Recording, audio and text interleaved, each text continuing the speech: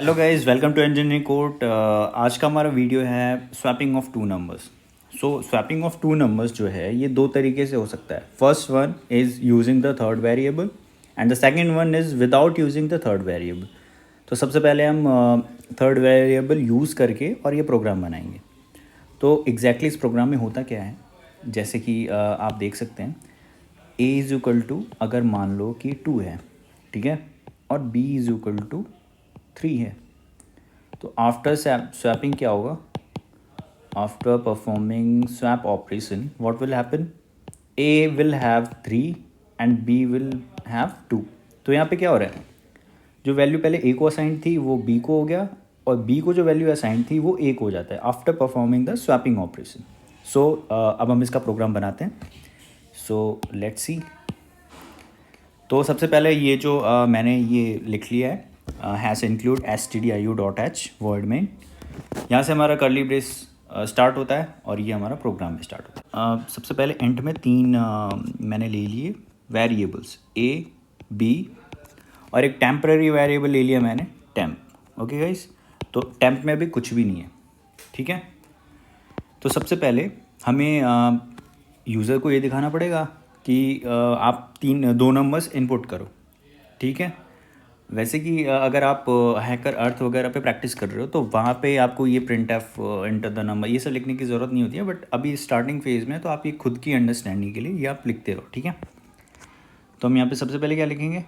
सबसे पहले हम लिखेंगे print F enter the numbers, ठीक है। अब आप दो नंबर यहाँ पे डालोगे, तो जो भी वो यूज़र दो नंबर्स डालेगा वो कहाँ हमें स्कैन करना है, ठीक है। तो हम यहाँ पे करेंगे स्कैन एफ।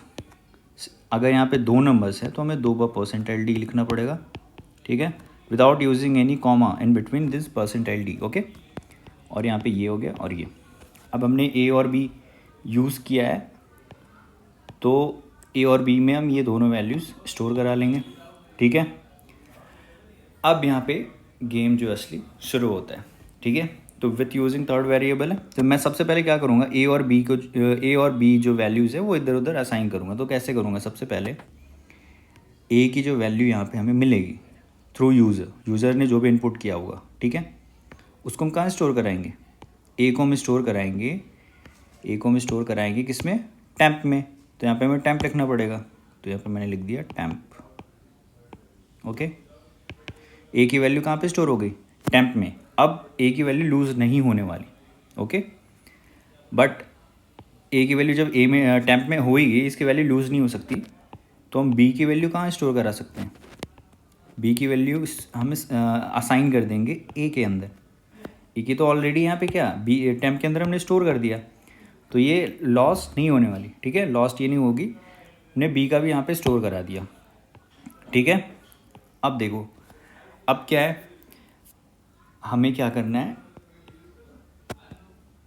जो टैम्प के अंदर वैल्यू है उसको कहाँ स्टोर कराना है? बी के अंदर स्टोर कराना है, क्योंकि बी की वैल्यू हमने ए में असाइन कर दी, ठीक है। अब टैम्प की वैल्यू बी में असाइन कर दी, और टैम्प के अंदर किसकी वैल्यू है? टैम्प के अंदर है ए की वैल्यू, और हमने टैम्प की वैल्यू डाल दी बी में, ठीक है। अब सिंपली आप इसको क्या करो, प्रिंट एफ कर दो, ठीक है। प्रिंट एफ क्या करना है हमें? प्रिंट एफ परसेंटाइल डी, ठीक है, परसेंटाइल डी, ठीक है, और यहाँ पे ए और बी की वैल्यू, ठीक है।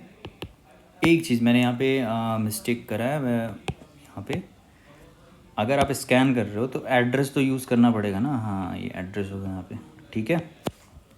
अब ये सही है प्रोग्राम। और लास्ट में हम क्या करेंगे, ये हमने ब्रेसेस यहाँ पे लगाया है तो उसको क्लोज तो करेंगे ना, ये क्लोज कर दिया यहाँ पे, ठीक है। तो अब ये हमारा प्रोग्राम कंप्लीट हो गया विथ यूजिंग थर्ड वेरिएबल। तो अगर मैंने स्टार्टिंग में यहाँ पे वैल्यू को मैंने डाल दिया ए के अंदर मैंने डाल दिया 3, बी के अंदर मैंने डाल दिया 6। आफ्टर स्वैपिंग क्या होगा? स्वैप होने के बाद क्या हो जाएगा? A will be 6 and B will be 3।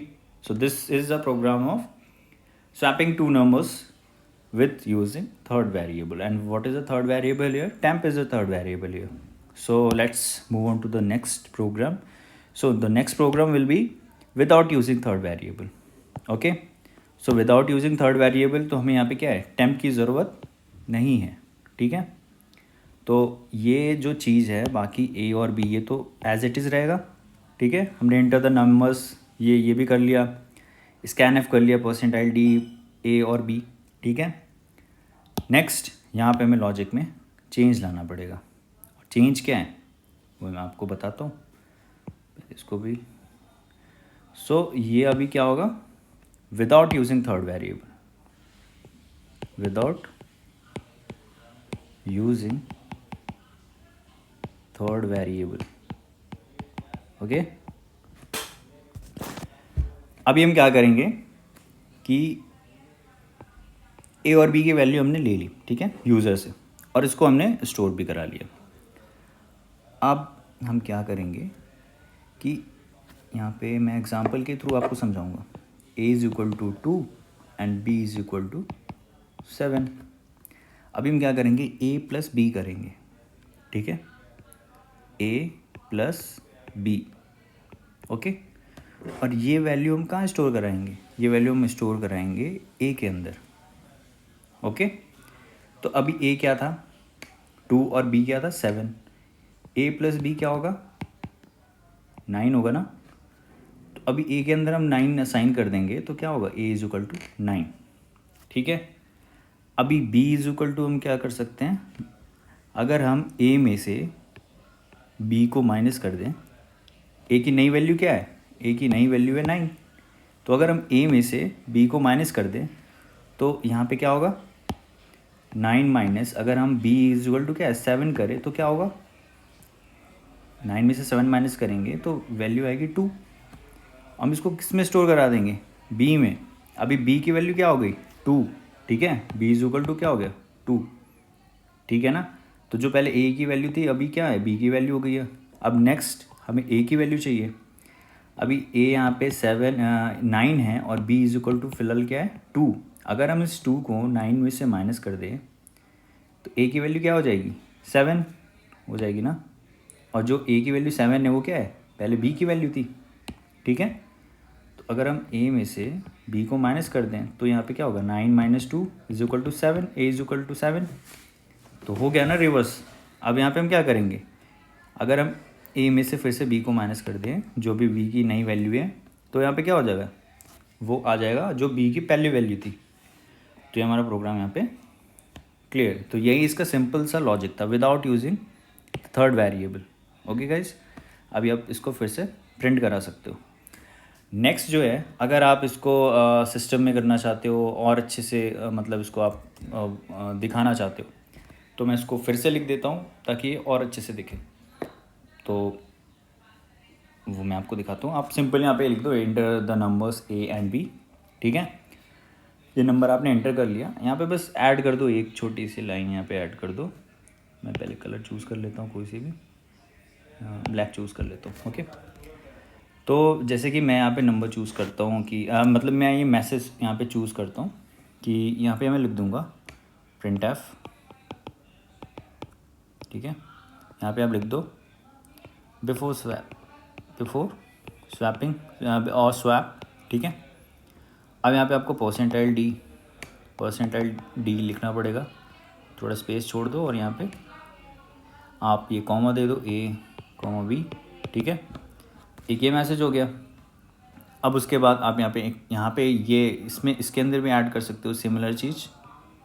इस लाइन को अगर आप एडिट कर दो सिमिलर, तो ये भी अच्छे से मैसेज प्रिंट करेगा. अब मैं वो दिखाता हूँ आपको. ठीक है, अब यहाँ पे लिख देना आप प्रिंट एफ आफ्टर स्वैप. ठीक है, यहाँ पे परसेंटाइल डी. अगर आप इन दोनों परसेंटाइल के बीच में अगर गैप दोगे तो वो एक जो है ना अच्छे से प्रिंट होता है स्पेस के साथ, ए कॉमा बी. ठीक है, तो ये हो गया हमारा swapping without using the third variable. Hope आपको ये वीडियो अच्छी लगी होगी. अगर आपको कोई डाउट है तो आप मेरे से कमेंट्स में पूछ सकते हैं. और गाइज एज यू नो कि वीडियोस बनाने के लिए थोड़ी मोटिवेशन चाहिए. सो आप हमारा भी टारगेट है 1000 सब्सक्राइबर्स, तो आप प्लीज़ सब्सक्राइब करें एंड शेयर भी करें अपने दोस्तों के बीच। Okay guys, thank you so much.